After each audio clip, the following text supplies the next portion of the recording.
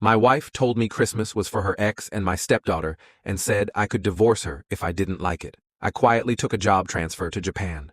1 week later, she panicked. Hello Reddit I plus here. I never thought the moment my marriage ended would be so calm. No yelling, no slammed plates, no dramatic ultimatum that I fought back against. Just a sentence delivered with casual cruelty. Like she was asking me to take out the trash. Me and my daughter are spending Christmas with her biological dad. She needs him.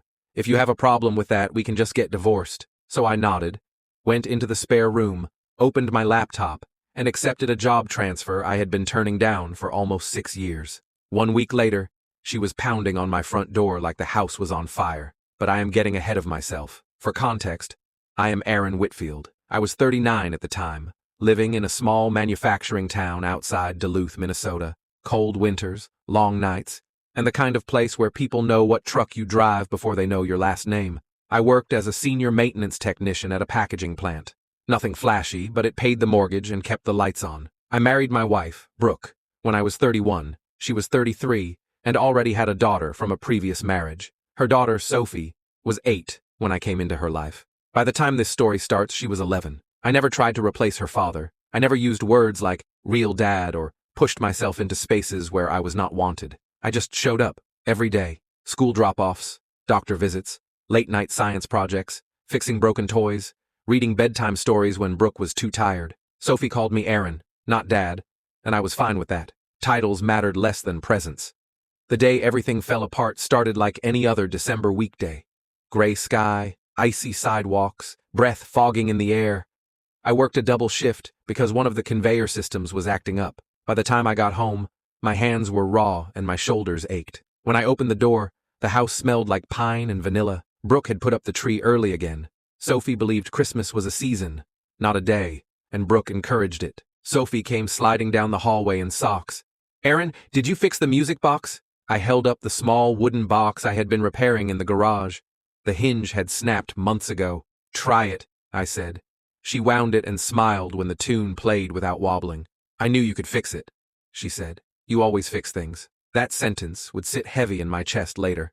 In the kitchen, Brooke was standing at the counter scrolling through her phone. Her posture was stiff. I had learned over the years that meant something was coming. Hey, I said. We got the holiday bonus today. It should cover the winter coat Sophie wanted. She did not look up. We need to talk. Those 4 words never mean anything good. She set her phone down slowly and folded her arms. I spoke to Lucas, her ex-husband. The man who had missed 3 birthdays in a row. The man who paid child support late but never forgot to post vacation photos online. The man who showed up only when it was convenient. About what? I asked, already feeling my stomach tighten. Christmas, she said, like the answer should be obvious. He invited us to spend the week with him. He rented a cabin near the lake. I waited, thinking surely there was more. She needs time with her real father, Brooke added. She deserves that. I reminded her that we already had plans. The community dinner, midnight service, her sister's house on Christmas morning. She waved her hand dismissively. Those are routines, not memories, she said. This will be special. She needs to bond with him, I said quietly. I am the one who is here. Her expression hardened. You are her stepfather, she said. Don't confuse that. That was when something inside me shifted. Not loudly, not dramatically. Just a quiet realization settling into place. I asked where I fit into this. She shrugged. You don't.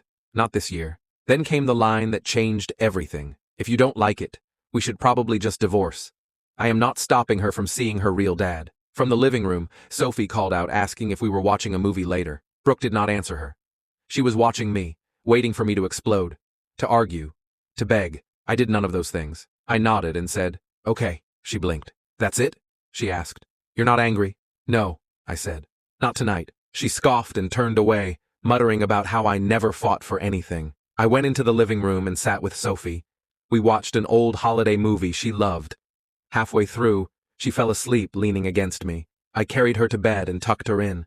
I stood there longer than usual, listening to her breathe, knowing this version of my life was ending. That night, while Brooke slept, I opened my laptop and pulled up an email I had flagged for years. An overseas transfer. Plant operations supervisor. Osaka, Japan. I had turned it down repeatedly because Brooke refused to leave her town, her family, her comfort. This time, I clicked accept. 1 week later, Brooke returned from the cabin early, alone. She was screaming my name from the porch, pounding on the door, panicked and furious. I let her knock, because by then the house was already sold, my bags were packed, and I was no longer hers to threaten. I did not open the door right away. Not because I wanted revenge, not because I was angry. I just needed a moment to understand how the person who told me to divorce her without blinking was now screaming my name like I was her last lifeline. She kept knocking, then pounding, then crying. "Aaron, open the door, please!" I stood in the hallway, suitcase by my side, passport already in my coat pocket. The house echoed differently without furniture. I had sold most of it online during the week she was gone. The rest was scheduled for pickup. Finally, I opened the door. Brooke looked like she had aged 5 years in 7 days. Her hair was frizzy, eyes swollen, makeup smeared. No cabin glow, no holiday cheer, no smug confidence. "What happened?" I asked calmly. She pushed past me like she still had the right. "He kicked us out," she said, voice shaking. "Lucas, he said the cabin was never meant for the whole week, just a couple of days. Then he said Sophie was being too loud, too needy." I said nothing. "He told me I was being dramatic," she continued, "that he wanted a break.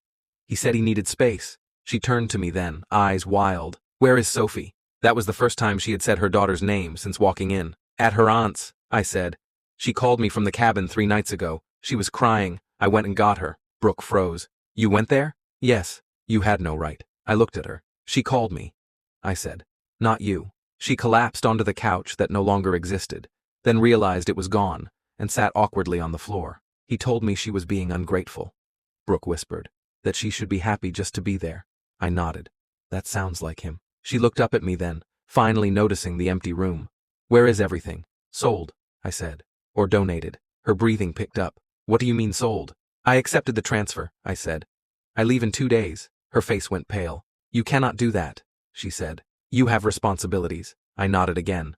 "I do, which is why Sophie is safe with someone who actually listens to her." That is when she snapped. She screamed. She cried. She accused me of abandoning them, of ruining Christmas, of being selfish, of never loving them enough. I let her finish. Then I said, "You told me to divorce you if I did not like it." "That was not real," she said. "I did not mean it." "I did," I replied. She tried to bargain next, said we could do counseling, said Lucas was a mistake, said she never meant to make me feel small. I told her the truth. "You did not make me feel small," I said. "You showed me how small you already thought I was." She had no answer for that. The next morning I filed the paperwork. Sophie called me that afternoon. She asked if I was coming back for movie night. I told her I would not be living there anymore, but that she could always call me. She cried quietly. "I liked when you fixed things," she said. "I still do," I told her. "Just somewhere else." Brooke tried to stop the divorce when she realized what child support from Lucas actually looked like.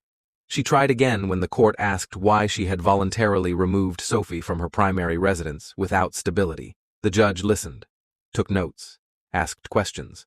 Brooke left that courtroom without the certainty she once carried like armor. 2 months later, I was standing on a balcony in Osaka, watching snow fall over a city that felt impossibly alive. My job was challenging. The language barrier was real. The loneliness hit sometimes. But I slept better. I was not fixing things for people who refused to see my worth anymore. Every few weeks, Sophie emailed me pictures of her projects, her drawings, her music box still playing. Brooke never apologized, but she stopped demanding, and for the first time in years, that was enough.